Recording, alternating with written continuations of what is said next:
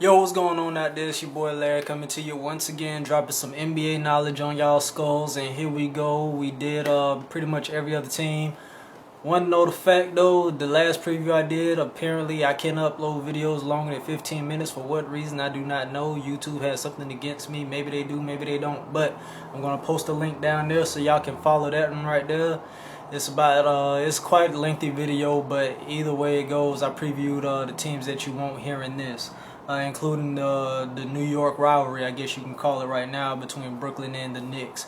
But anyways, here we go, counting down the last 11 teams to be talked about in my little NBA season preview. We're going to start off at number 11. Remember that these are based on the ESPN Power Rankings, not by me personally. So, with that being said, number 11, the Memphis Grizzlies. Now, the Memphis Grizzlies, they lost out on O.J. Mayo, but that's pretty much the only piece that they lost. You still got Mike Conley, who is constantly evolving into one of the better point guards in the NBA. Let me take these off real quick. Mike Conley is constantly evolving. You still have Marc Gasol, who in my opinion is the third best center in the league. Zach Randolph, if he can stay healthy throughout the whole year, he will be a factor. But all this really rides on Rudy Gay. Whether or not he rises up to become what we would like to see him become is a superstar, or whether he stays in mediocrity at the level that he is, just as a well-rounded offensive player.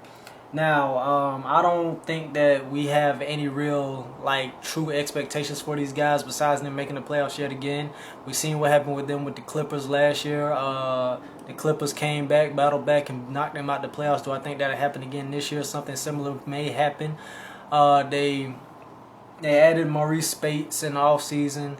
That should help solidify them a little bit in the front court, especially when you consider Darrell Arthur went down last year, what I think was an ACL injury or something like that. But anyway, the Grizzlies are legitimately deep in the front line. Losing out on O.J. Mayo may hurt them a little bit. But all in all, Memphis is still a solid team. I don't think we can expect too much out of them outside of them making the playoffs again. Moving on, Dallas Mavericks at number 10. For me, the Dallas Mavericks, they brought in Darren Collison, young point guard, great point guard. They have Dirk Nowitzki, of course. The pieces that they have as currently constructed, you still got Delonte West in there, you still got Sean Marion, but they're a good mix of young and old. The key to everything that goes with them is not going to be O.J. Mayo, who I think was a great pickup for them, but is on Roddy Beaubois.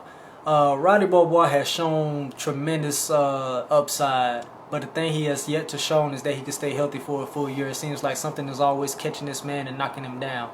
Roddy Beaubois is a dynamic, athletically gifted young guard, and I think that he can really be a driving force for this Dallas Mavericks team. But with Dirk Nowitzki missing possibly the first month of the season with this recent knee surgery, it remains to be seen how well they'll be able to stay afloat without him. A lot of this is going to depend on Rick Carlisle adjusting his lineups to however he sees fit. But losing out on Jason Kidd, who is a veteran leader, I think is going to hurt them a little more than a lot of people think. But either way it goes, they will still be a playoff team. They will still be in the discussion and all that other good stuff. Number 9, the Denver Nuggets. The Denver Nuggets are a very young, athletic team, but the thing is, they have so many players at the same position. Iguodala, Danilo Gallinari, what's his boy's name? Wilson Chandler. They all play pretty much the same position. You got Fareed, who's a tweener. They bounce him in between different things. You still got Ty Lawson. You still got Andre Miller, veteran backup. JaVale McGee has come along pretty smoothly. They're saying Mozgov is going to contend for that starting spot. I mean, this is a very, very deep team all the way around. Young, athletic. They can use the athleticism to defend as well as score, which they did at a very great pace last year. If I'm not mistaken, I believe they led the NBA in scoring. I could see that trend happening yet again this year. But the thing is, do they have too much players at the same position? That remains to be seen. Gallinari has went away from his shooting ways to becoming more of a slasher towards the basket, so it remains to be seen whether or not he can develop that outside shot a little bit more to be a force to be reckoned with on the outside as well as on the inside. Number 8, Indiana Pacers. Indiana Pacers, another deep team. They re-signed George Hill. They bring in DJ Augustine for what reason, I don't know when you re-sign George Hill. Paul George is constantly evolving into one of the greater younger players in the game. Danny Granger is solid. They still have David West. They re-signed Roy Hibbert to a max contract. Psycho T is still in the building. It's a guy that I personally love to watch play ball. But the Pacers are a solid team. They could possibly be challenged for the third spot, considering the fact that Derrick Rose isn't going to be active until probably January at the earliest, it seems. I think the Indiana Pacers will be a solid team this year. Like I said, third spot in the East. Rematch with them in the Heat. I would love to see that. Do I think it will happen? If it happens, it'll be in the Eastern Conference Finals, because I think the Heat will be the #1 seed overall in the NBA. But there's a lot of talent on this team, but there's a question mark whether or not they've reached their peak as to where they go. A lot of this, I think, hinges on the shoulders of Roy Hibbert. How can he develop? How can he progress? How can he become more complete at the center position? We know he's not really a great defender, but he can block shots because he's a long, lanky, tall guy. But it all depends on the man's ability to get better at the defensive end. He has a soft touch around the rim and all that other good stuff, but remains to be seen. Moving on, number 7, Philadelphia 76ers. The Philadelphia, they bring in Andrew Bynum. They add Jason Richardson, who I don't think is going to be that big of a factor. Still got Drew Holiday, who I think is one of the best point guards in the league. I think the X factor for this team is going to be Thaddeus Young. Thaddeus Young has constantly grown and evolved each year that he's been in the league. Andrew Bynum, I know a lot of people were going to say that it lands on him, but we all know what you're getting to Andrew Bynum. You're getting a young big man who has bad knees and all that other good stuff. So, depending on how you look at it, you can either say it's all going to depend on Andrew Bynum and his health, when you consider last year they didn't really have a center and yet they were one of the better defensive teams in the league. Or you can say that somebody like Evan Turner is going to step up with the absence of Andre Iguodala and make this team a whole lot better than what it actually is. Andrew Bynum, to me, is just going to add an X factor to this team. Instead of him being the team, I think it's going to add to the team that they already had. You lose out on Iguodala, but you put in the faith into a guy like Evan Turner to carry the team in the role that he used to have. So we'll see how that balances out. Moving on, number 6, the Boston Celtics. Boston Celtics, solid team, deep team, all-around team. They still don't have a legitimate center. We're going to see KG playing that spot a little bit more this year like we did last year. Maybe Brandon Bass will play the center spot while KG plays at the 4. But you know, in those times when there's going to be mismatches where you got those big lumbering guys who can't guard KG out on the perimeter, you can see him playing at the center spot. Rajon Rondo is going to constantly evolve. Paul Pierce, we know we're going to get out of him even though he's getting older, but they did add some young legs. And a guy like Courtney Lee, they drafted Jared Sullinger. Fab Melo is on the team as well. I think this is going to be a very solid team all the way around, especially when you consider the toughness that they got already with them with KG. Couple that with one of the best coaches, in my opinion, the best coach in the NBA, and the guy like Doc Rivers. And there's a lot to be said about this Boston Celtics team. They can make it pretty far. I think they can even challenge to get to the NBA Finals yet again this year. We've seen how they battled with Miami last year. Even though they lost Ray Allen, I expect Avery Bradley to come back at full strength, and we know what kind of catalyst he is. Jason Terry, you know he's going to come off the bench. He's going to be lighting it up from three-point land. Like I said, I don't think they really lost much. I think they got a little bit better. You get rid of a guy like Ray Allen, who had injury problems all last year. When you bring in a guy like Jason Terry, who loves coming off the bench, who doesn't mind that role and knows what he can, you know what you're going to get out of him. There's a lot to be said about the Boston Celtics team. I'm really high on them this year. I do think that they could possibly make it to the NBA Finals. I think they are that good. Moving on, number 5, the LA Clippers. The Clippers, I don't know why the ESPN guys rank these guys this high. I don't honestly see them being this high. Granted, they did add one hell of a lot of guys in offseason. Jamal Crawford, Grant Hill, Matt Barnes, all those guys get added in. Plus Lamar Odom. He's back in LA. Will his head be on straight? Chauncey Billups is coming back, so you can basically consider that an offseason addition as well.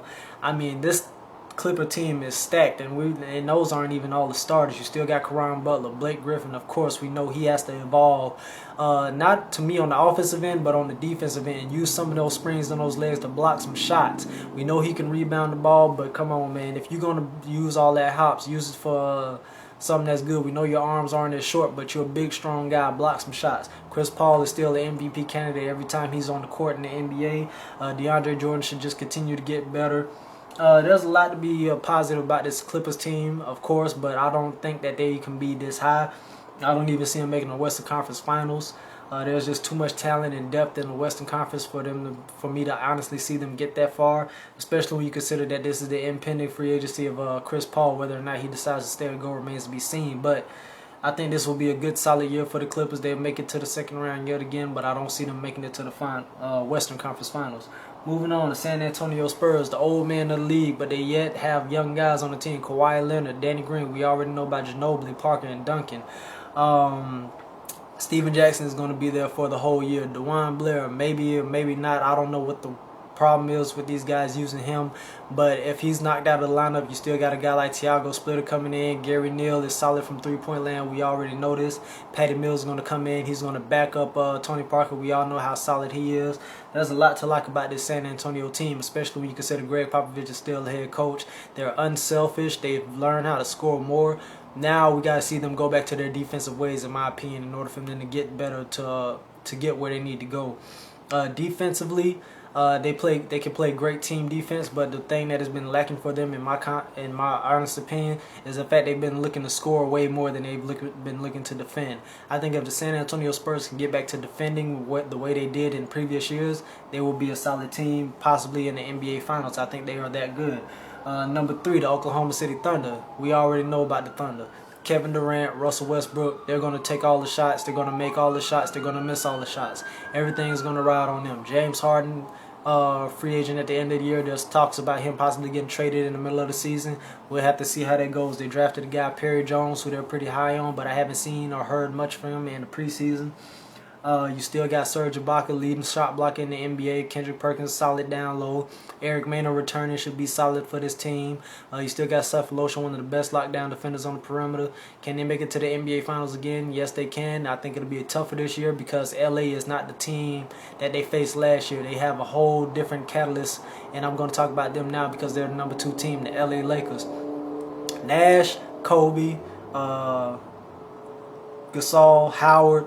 Possibly the best starting 4 guys you could have on any lineup in the NBA this coming season. A lot of things, though, that I consider with this team depends on the health of the team. We know Kobe, he's battling through injuries, but he really doesn't care. He's out there to play ball. Steve Nash, we know that the trainers in Phoenix are miracle workers and that they can do things that we haven't seen done. They made Shaq an all-star again. Will they find those kind of trainers to keep Steve Nash healthy throughout the whole season? Or will they end up relying on Steve Blake and Chris Duhon, don't make me laugh, to provide solid minutes off the bench to give Steve Nash some leeway? I don't think that'll really be the problem. They bring in a guy like Jody Meeks, who's going to light it up from three-point land. We all know what he's capable of. You lose out on Bynum, but you bring in the guy Dwight Howard.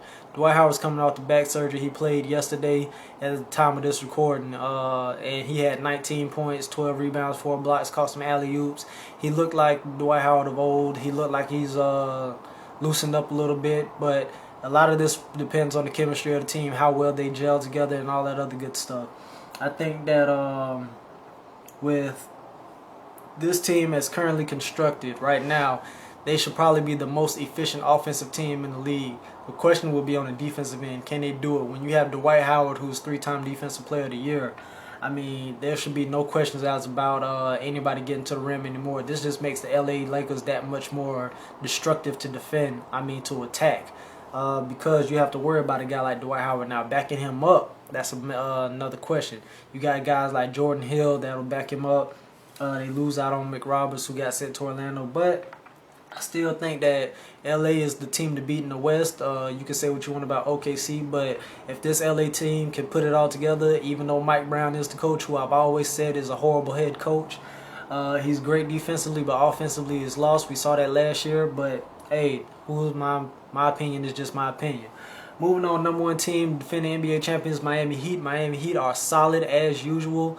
Mike Miller's still there. Shane Battier is still there. They added even more three-point shooters with Ray Allen and Rashard Lewis. They didn't really add any big bodies. They did go out and get Josh Harrelson, who has been playing solid all preseason long. But We all know the man on the team is LeBron James. LeBron James is going to carry this team. He did it last year when he needed to. The man balled out of control, out of his mind, and it was great to see LeBron James finally get a ring. I still do not like him as one of the best players in the NBA because it's just my personal opinion on how I feel about the guy. I think that he is quite possibly the best all-around player in the NBA. Yes, I do know that. I'm not going to take anything away from the man. The man is a MVP, I think 3 times if I'm not mistaken. But on top of all that, they finally got a ring. Will they have the hunger and desire to want to go out and do it again? We all criticized the Heat for not having a legitimate center, but last year it showed us that they didn't really need a center to beat anybody. They just needed their role players to step up, and that's what happened. Chalmers had a big game. Battier had some good games. Mike Miller came out of nowhere and had some gator juice in his body. I mean, everything was just flowing for those guys in the finals, and I don't think anybody can legitimately stop these guys in this coming season. Granted, it's full 82 games. Mike Miller doesn't need to play a lot. He just needs to come off and hit big shots. Rashard Lewis, he's probably there just for insurance purposes. I don't see him as a major rotation player. Ray Allen, he's going to come off the bench behind D Wade, and we all know that D Wade is due to get hurt at any point in given time during the NBA regular season. So we'll have to see how all that goes. In saying all this stuff in my previews right here, who do I think is going to end up being the NBA champions? I think that, in all honesty, if the Lakers don't get it this year, and they clearly have no reason not to do it outside of point guard depth, because outside of Steve Nash, like I said, you have Duhan and Steve Blake, who I would not give the ball to in any given situation. But given that, the Miami Heat are once again the favorites. They are the favorites to win it all. Until they are beaten, they are the champions. Take it how you wanna. The Miami Heat are the team to beat in this 2012-2013 NBA season. We'll see how it goes. Larry Jenkins has been my NBA's preview finale. Let me know what you guys think. Comment down below. I'll listen to it. I'll respond back. I'd like to hear from you guys. I'll holler at y'all. Peace.